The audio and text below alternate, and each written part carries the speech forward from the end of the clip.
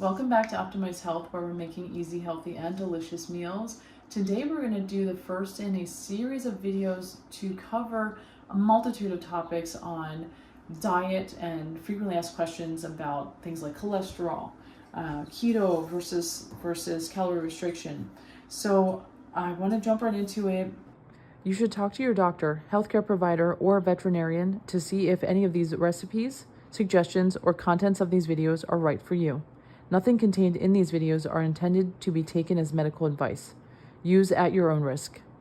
I'm going to give some brief information up front because we need to understand to further discuss the hormone hierarchy in the body. And we're going to start with oxytocin being the dominant hormone, and it controls cortisol, and cortisol then controls insulin, and insulin then controls the sex hormones. These are really important, especially in women, because we cycle and we're very sensitive to changes of different levels of hormones throughout our cycles.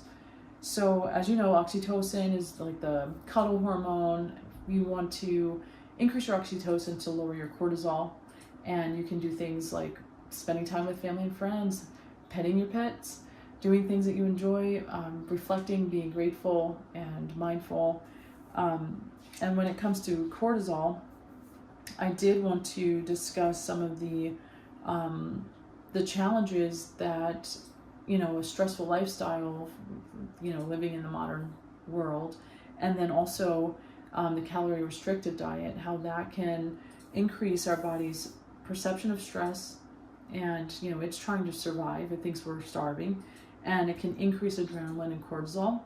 And since we know that cortisol is dominant over insulin, we know that we may be affecting our metabolism. And in this case, cortisol can increase our body's storage of fat, particularly the fat cells around the abdomen are hyper reactive and sensitive to cortisol, and they will grab onto fat and then they won't want to let it go in the presence of cortisol. So it's very important to try to lower and control our stress as best we can.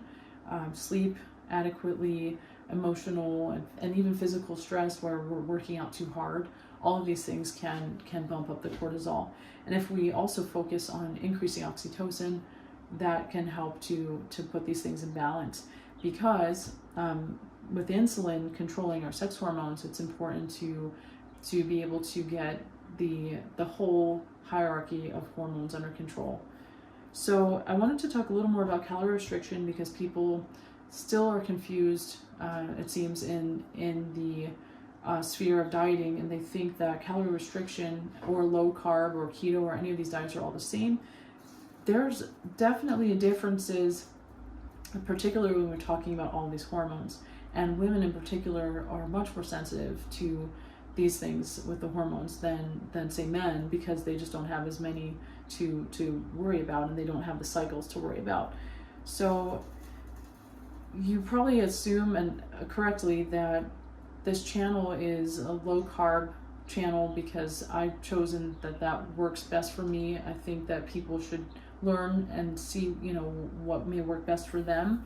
In general, probably people are going to benefit from lower carb. That's not too extreme, and certainly from reducing like high processed food intake. So with calorie restrictive diets, the reasons that I'm a little concerned include the higher stress from just not having enough energy intake, and you don't need to suffer to lose weight. You could do low carb and eat plenty, feel satisfied, sleep well, and still lose weight. High carbs on the calorie restrictive diet is another issue because of insulin and the irregular patterns if we're eating all day on calorie restrictive diets, because we're always hungry, because we always have cravings, because we don't get enough food ever.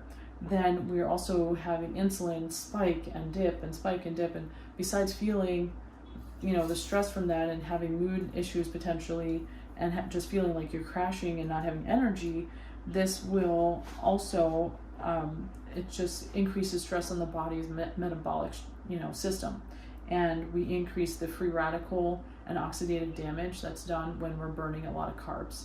processed carbs come with all sorts of other junk, and they also tend to have a higher glycemic index to spike insulin worse than like nature's carbs, which are any vegetables or fruits that are whole foods that are unprocessed. The other things I want to touch on in future episodes include why grains can be detrimental, why seed oils or these highly processed cooking oils and dirty oils can be detrimental, and then also we'll touch more on low carb, intermittent fasting, and carb cycling.